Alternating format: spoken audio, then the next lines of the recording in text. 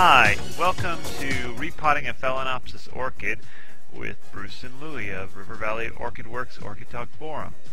The first step here, you see we've removed the phale from its pot, and now we're taking out all the spag moss that's packed in around the roots. There were a couple of packing peanuts in there that we also removed. And we're going to wash those off and put them in the bottom of the new pot to help with some drainage. We're also going to add a few more packing peanuts in there. So first we just got to get all of this moss off of the roots. See there? Now we're going to go ahead and wash the roots off to get them ready for trimming to put into the pot. And there's a nice look at the roots. It's got a lot of healthy roots on this phale. So after measuring the depth in the pot, we're going to trim off a few of these roots, and it looks like it's ready to go in.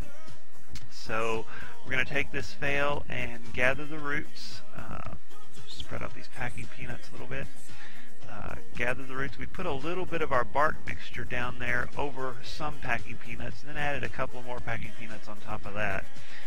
This will keep air, around the roots. If you notice the roots on this phale, the yellow roots are the roots that have been submerged in the medium. The green roots are what's called the air roots. We're going to go ahead and put all of these roots into the medium at this point to make sure that we get a nice solid base. Here we go. Louie's going ahead. He's putting in the bark mix now.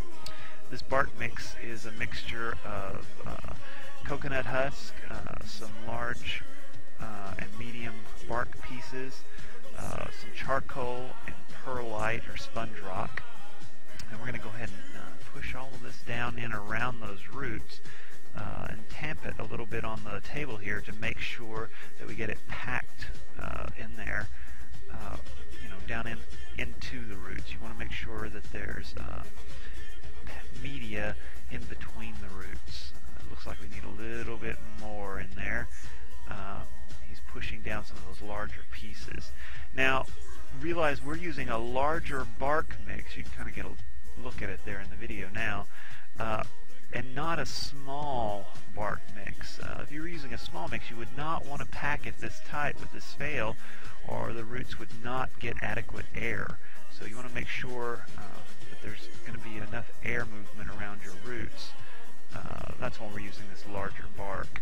We've had this bark soaking for a few days, and we were only using the bark that's floating in the top of the medium, because anything that sinks to the bottom, is rotten.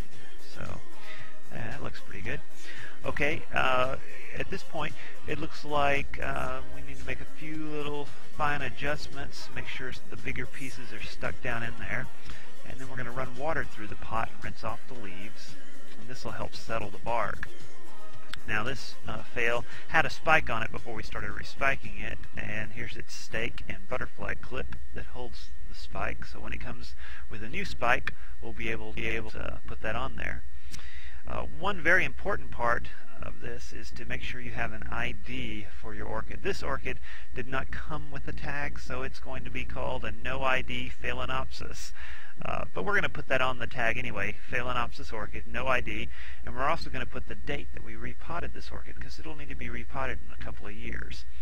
And if you zoom right in there on the tag, you can see, there it is, River Valley Orchid Works, and we've repotted our phale. Thanks for watching from Bruce and Louie. Have a great day. See you in the forum.